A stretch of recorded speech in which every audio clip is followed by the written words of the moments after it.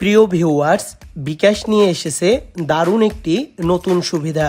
এখন আপনার বিকাশ অ্যাকাউন্টে টাকা না থাকলেও খুব সহজেই 100 টাকা থেকে শুরু করে 1000 টাকা পর্যন্ত মোবাইল রিচার্জ করতে পারবেন। আর সবচেয়ে মজার বিষয় হলো, আপনি যদি 7 দিনের মধ্যে টাকা পরিশোধ করেন তাহলে কোনো সুদই দিতে হবে না। তো চলুন আজকের ভিডিওতে সরাসরি দেখে নেওয়া যাক পুরো প্রক্রিয়াটি। প্রথমেই আপনার মোবাইলে বিকাশ অ্যাপ ওপেন করে লগ ইন করুন। দেখতেই পাচ্ছেন আমার অ্যাকাউন্টে মাত্র 1 টাকা 74 পয়সা রয়েছে। তবুও আমি এখন পে লেটার সার্ভিস ব্যবহার করে মোবাইল রিচার্জ করে দেখাবো।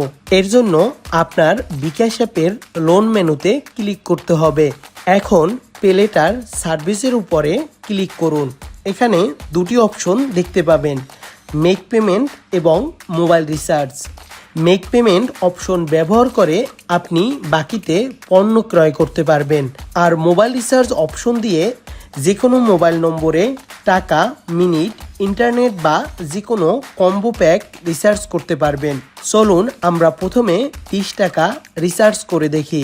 দেখুন রিচার্জটি সম্পূর্ণ হচ্ছে না, কারণ পে লেটার সার্ভিসে সর্বনিম্ন 100 টাকা রিচার্জ করতে হয়। এখন আমরা 100 টাকা রিচার্জ করব। এখানে লক্ষ্য করুন একটি প্রসেসিং ফি দেখাচ্ছে, তবে ভয় পাওয়ার কিছু নেই। রিচার্জ সম্পূর্ণ হওয়ার সাথে সাথে বিকাশ এই চার্জটি আবার ফেরত দিবে। আর আপনি যদি 7 দিনের মধ্যে টাকা পরিশোধ করেন তাহলে কোনো অতিরিক্ত সুদ দিতে হবে না। এখন প্রসিড বাটনে ক্লিক করুন এবং আপনার বিকাশ পিন নম্বর দিন। সব তথ্য ঠিক থাকলে নিচের বাটনে ট্যাপ করে ধরে রাখুন।